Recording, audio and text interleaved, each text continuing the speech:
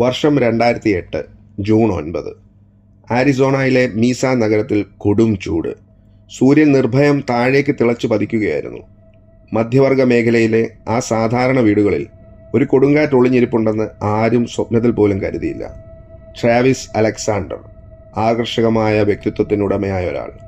അദ്ദേഹം ഒരു മോട്ടിവേഷണൽ സ്പീക്കറും അതേപോലെ തന്നെ ഒരു സെയിൽസ്മാനും ഒക്കെ ആയിരുന്നു. മോർമോൺ ചർച്ചിലെ സജീവ അംഗം. അദ്ദേഹത്തിൻ്റെ അതുല്യമായ ഊർജ്ജസ്വലതയ്ക്കും അചഞ്ചലമായ വിശ്വാസത്തിനും പേരുകേട്ടയാൾ. പക്ഷെ ദിവസങ്ങളായി അദ്ദേഹത്തിന് യാതൊരു വിവരവുമില്ല.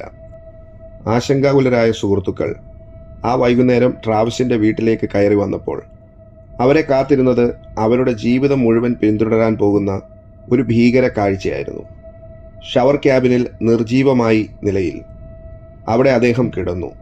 രക്തം പുരണ്ട ചുമരുകൾ, തറ, വാഷ് ബേസിൻ, എല്ലാം ഒരു അതിക്രൂരമായ പോരാട്ടത്തിൻ്റെ കഥ പറയുന്നു. 27 കത്തിക്കുത്തുകൾ, കഴുത്ത് ഏകദേശം മുറിഞ്ഞു പോകുമാർ അറക്കപ്പെട്ടിരുന്നു. ഇതിനു പുറമെ തലയ്ക്ക് വെടിയേറ്റ പാട്. ശുദ്ധമായ ക്രോധത്തിൻ്റെയും വൈകാരിക പ്രകോപനത്തിൻ്റെയും ഫലമായ ഒരു കൊലപാതകം. ഇതൊക്കെ കണ്ടുനിന്ന സുഹൃത്തുക്കൾക്ക് വിശ്വസിക്കാനായില്ല.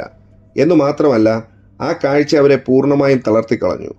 പോലീസ് എത്തിയപ്പോൾ മരണത്തിൻ്റെ മണം വീടിനെ മുഴുവൻ വേട്ടയാടിക്കൊണ്ടിരുന്നു. ഇത്രയും ക്രൂരമായി ആരാണ് ട്രാവിസിനെ കൊലപ്പെടുത്തിയത്? എന്തിനാണ് ഇത്രയും വൈകാരികമായി പ്രതികരിച്ചത്? എന്താണ് ഈ കൊലപാതകത്തിന് പിന്നിലെ യഥാർത്ഥ കാരണം? വരൂ നമുക്ക് കാണാം.